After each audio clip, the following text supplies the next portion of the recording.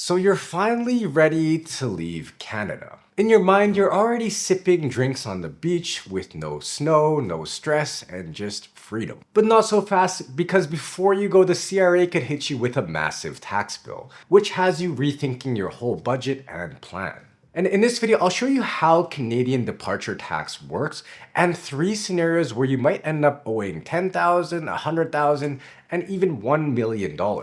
But most importantly, I'll show you how you should prepare for it. So why departure tax feels like death. When you leave Canada and become a non-resident, the CRA treats it almost like you've died, financially at least. They take a snapshot of your wealth the day before you go, then pretend you sold certain assets at fair market value, known as a deemed disposition. Suddenly, you owe taxes on gains you haven't even cashed out. It ends up shocking quite a lot of people. As one client told me, this departure tax is like Canada's last middle finger to me before I leave. I had a pretty good laugh about that because he wasn't wrong. But if you try to leave without settling your departure tax, the CRA can come after you later with interest, penalties, and even, say, liens on any Canadian property you still might own. So before you go, make sure you understand what's taxed, what isn't, and how to reduce a hit before it snowballs. So here's a quick look at what's taxable and what's not when you leave. Now, I'm not gonna go through every line here, but you can pause to take a screenshot. But just know also that there's a lot of little gotchas in these rules. I think the best way to explain it to you is I'll show you these 3 real examples of Canadians who could owe $10,000, $100,000, and even $1 million in departure tax. The $10,000 departure tax bill. Meet Evan, who's 34 and living in Vancouver. Now, after several years working as a software developer, he's grown tired of the high cost of living and the endless rent hikes. He barely feels like he's getting by, and even though he has a good salary, he never feels like he'll be able to afford a house in Vancouver. So when his company allows him to work remotely, he jumps at the chance and decides to move to Thailand permanently and become a non-resident of Canada.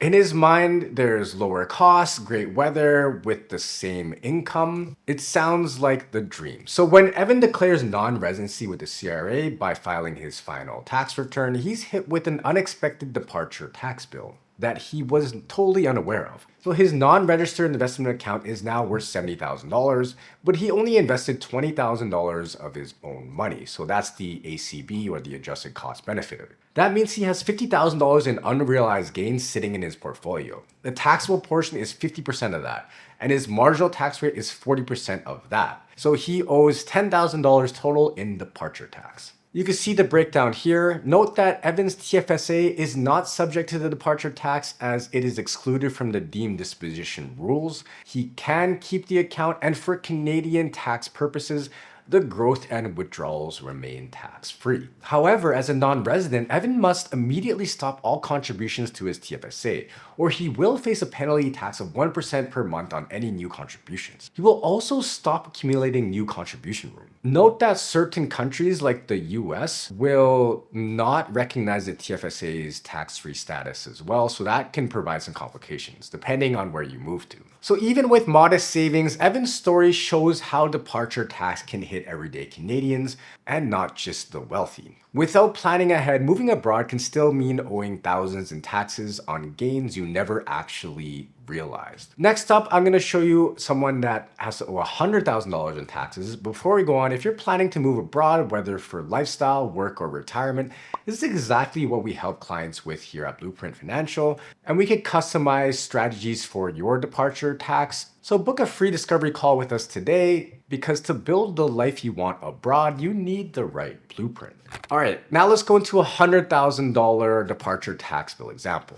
Meet Rachel, who's 45 and from Toronto. After 2 decades in corporate finance, she's grown tired of the long winters, the high costs, and the heavy taxes. She's done really well in her career, and she's saved diligently. With $600,000 in non-registered investments, $300,000 in her RSP, $150,000 in a lira, and a home worth $800,000. Now she's looking for a fresh start and a better tax environment to grow her consulting business. Rachel decides to move to Dubai, where there's no personal income tax and a thriving market for financial professionals, and no more snow. But when she declares non-residency with the CRA, she's hit with an expensive surprise: the departure tax. Now let's break down her assets here because they're a lot more complicated than Evan's. So Rachel's $600,000 non-registered portfolio is the main source of her departure tax bill. She originally invested $200,000 of her own money and has grown to $600,000, leaving $400,000 in unrealized gains. Now, when she leaves, the CRA pretends she sold everything the day before her departure. And just like Evan, she's hit with a deemed disposition. Now, half of those gains, which is $200,000, are taxable as capital gains. And with her 50% marginal tax rate, that results in a $100,000 departure tax bill, even though she hasn't sold a single share of any of her stocks. Now, this is interesting. Her RSP and Lira are not hit with the departure tax. Now, this does surprise a lot of people, and it actually kind of surprised me as well, because your RSP is hit with full taxes when you pass away, but not when you move. So that is something that is a bit different. But note that your accounts won't be tax-free forever. Once Rachel's a non-resident, withdrawals will face a 25% withholding tax unless reduced by treaty. Now, her home is also exempt on departure, but if she rents it out, that rental income is taxable at 25% of the gross rental income. But she can file an NR6 election to be taxed on net income after expenses, but she'll need ongoing Canadian filings to stay compliant, so an accountant in Canada is likely needed. Next is our $1 million example, but make sure to grab our free guide on the 7 biggest CRA tax traps Canadians face when moving abroad. If you're thinking of leaving, you can grab it at the link below. All right, the $1 million departure tax bill example. David is 65 and from Calgary. After decades of running his own engineering firm, he's ready to retire somewhere warmer. Now, with steady income from his CPP, OAS, and a private pension, his retirement looks secure. When he decides to move to Spain, the sunshine and lower costs sound perfect until he learns about Canada's departure tax. When Dave declares non-residency, the CRA treats his business shares, investments, and even his Spanish villa as if he'd sold them the day before leaving. And he is also hit with a deemed disposition that triggers tax on all his unrealized gains. The biggest surprise for David is his Spanish retirement villa. He bought it for $1 million many years ago in preparation for this move, and it's now worth $3 million. But he didn't realize that foreign property is fully taxable under departure tax rules, and that $2 million paper gain alone adds roughly $500,000 to his bill. Now, his CPP and OAS continue paying abroad, with 15% withholding tax under the Canada-Spain tax treaty. His RSP, Lira, and pension aren't taxed now, but will be upon withdrawal. And even with his Canadian home exempt, David still faces $1 million in taxes, mostly from a combination of his business, investments, and that Spanish villa he thought would be his peaceful retirement escape. Now, his story shows how foreign property can create one of the most unexpected and costly departure tax surprises for Canadians leaving the country. Alright, now for the part you might have been waiting for, which is how to plan for your departure tax. Now, the best way to reduce departure tax exposure is to plan well in advance, years in advance if possible. Because with early preparation, smart timing, and the right structure, you can often minimize or defer much of the tax you'd otherwise owe when leaving Canada. First is get proper valuations and time your move properly. Have things like private company shares and real estate professionally valued before you go. Realizing gains gradually in lower income years can also significantly reduce exposure. But be careful, because without documented fair market values, the CRA may apply higher estimates and inflate your taxable gains and rule against you. Number 2 is to use permanent life insurance strategically. So if you have a few years before leaving, you might want to consider strategically selling off some of your taxable portfolio to fund, say, a whole life or universal life policy. Because the growth inside these policies is tax deferred and excluded from departure tax, removing that capital from future deemed disposition risk. But be careful, because the sale used to fund the policy still triggers tax today. And some countries may tax the policy's annual growth. Notably, the US does not recognize the Canadian tax-exempt status of most universal life policies. So if you move to the US, the growth inside the Canadian policy is often subject to annual US income tax, which could basically defeat the entire purpose of this shelter. But for many other countries, this could be a good strategy for you. Next is to defer or offset gains where possible. There are forms like Form T1244 will defer paying departure tax on certain assets until they're sold. And if you own a qualifying small business,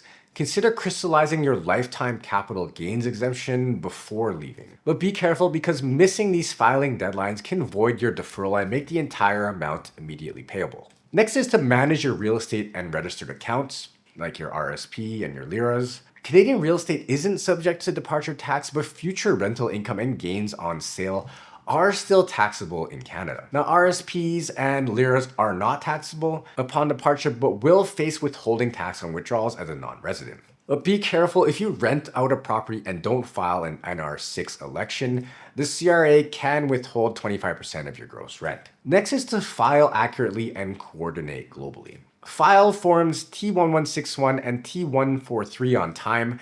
The first lists your assets when you leave. The second reports and calculates any taxable gains on those assets. Filing these correctly make your departure official and avoids penalties. Make sure to align your departure date with your destination country's tax year and obtain a certificate of tax resident abroad so that any treaty benefits apply to your CPP, OIS, and RSP income. Late or inconsistent filings can cause the CRA to keep treating you as a resident, potentially leading to double taxation. And what to do with investments after leaving. So avoiding departure tax is just the first step. The real question is what happens after you've moved.